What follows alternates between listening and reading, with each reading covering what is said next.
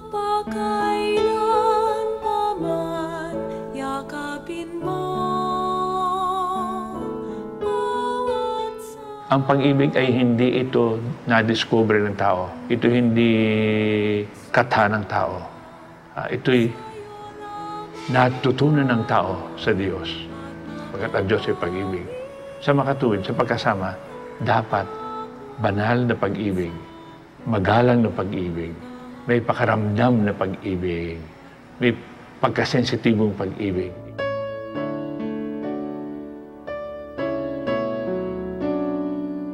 Wala na sigurong mas hihigit pa sa tamis at saya ng tunay na pag-ibig.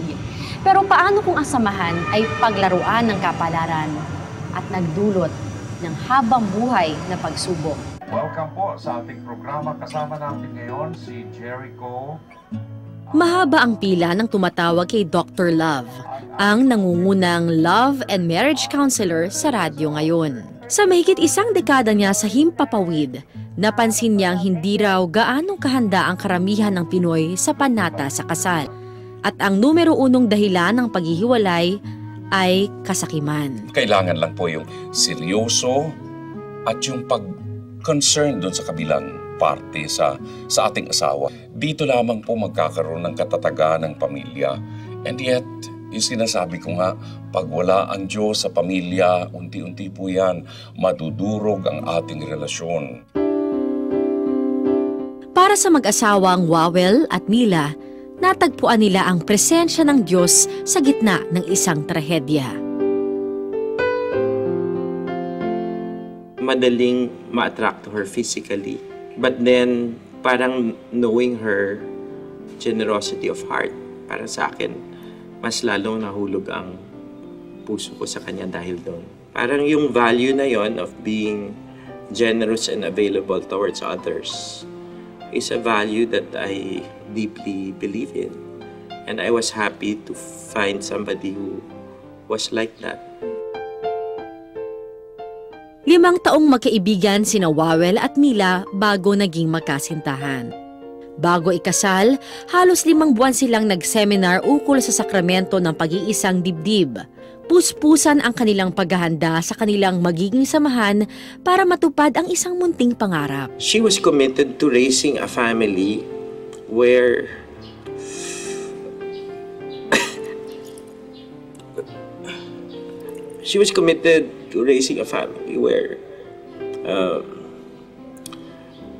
parang she wanted our children to experience the love of God through the love of their parents.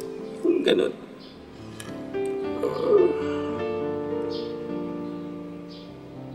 Yun. Malinaw that that was her dream and that was her desire. Parang desire as a vocation. Pero kahit labis-labis ang kanilang preparasyon, di nila napaghandaan ang trahedyang nakatakdang dumating sa kanila. Ilang oras pagkatapos isilang ni Mila ang kanilang panganay. Yung vital signs had dropped. Ang ibig sabihin pala nun is that nawalan na talaga ng blood pressure, nawalan ng pulse. They were able to revive her. Tapos nun, naging namang problema yung bleeding. So they've had to perform surgery to stop the bleeding from her uterus. Tapos, she gave birth at 8. Natapos lahat ng procedure, mga 2:00 ng umaga. During that period, the doctor asked for the last sacraments to be given already. That's how close to death Mila was. Nakoma si Mila ng 2 linggo at nataningan pa ang buhay. That's when I prayed very hard. I remember telling my sister, Anne, I told her, if Mila wakes up, I'll tell everybody about it, diba? That Mila had just 1 to 2% chance of waking up. But she did, and that's a miracle. Pero may kakambal pala ang pagsubok na ito. Kaya kahit may munting anghel na ang mag-asawa, hindi sila lubusang masaya. It was so difficult to celebrate kasi, di ba, parang maawa ka sobra that she could do so little for herself. She could do nga but one thing, sip. Sabi ng doktor, brain injury ang sakit ni Mila at habang buhay na siyang paralisado. Ito ang pinakamatinding pagsubok na pinagdaanan ng mag-asawa. One of the things I had to go through was to question God. Why take Mila's abilities away when she was committed to use her abilities to make a difference, to do some good. Punong-puno rin ng awa sa sarili si Wawel. Halos araw-araw siyang naiiyak. Maswerte pa raw ang mga byudo dahil maaari silang magluksa at magpatuloy sa kanilang buhay.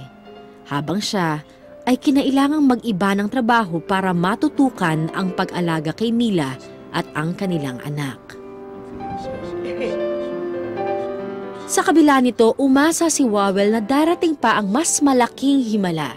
Kaya sa loob ng 4 na taon, nadalaw nila ang halos lahat ng divine healers sa buong bansa. During the course of bringing Mila to the healers, I realized na hindi naman ako napapalapit sa Diyos. I was going to the divine healers but I wasn't being brought closer to God. Hanggang naliwanagan siya sa kabutihan at aral ng isang pari. Sabi niya, when seeking and praying for healing, magdasal din ang spiritual healing. And perhaps that is the gift that you will receive instead of the physical healing that you first came here for. Mula noon, nakalaya si Wawel sa kanyang pagkakaawa at nabuksan ang mata sa katotohanan. The weakest person is the center of the home, and that God, in His unconditional love, is committed to that person. And if you live your life with that person, then you will find God, you will see God. Ang malinaw na tinuturo ng Panginoon is that I am suffering too.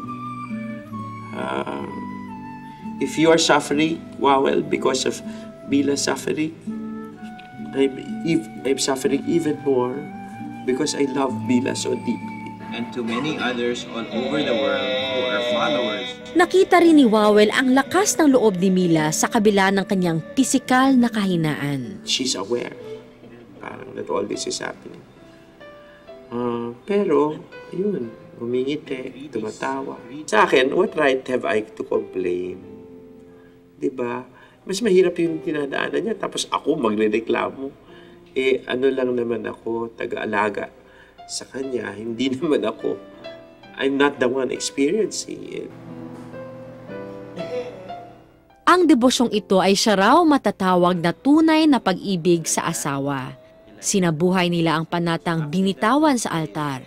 Ang mahalin ng asawa sa hirap o ginhawa, sa karamdaman o kalusugan. Pag kung tunay na mahal mo ang asawa mo, ang katuwang mo, ipapasakundangan mo ang kanyang pakiramdam.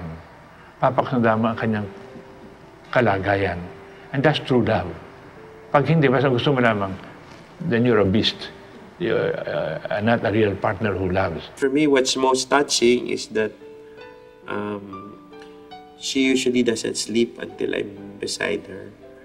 So, kung late akong makauwi, papasok ako sa room, nakatingin na siya sa pinto.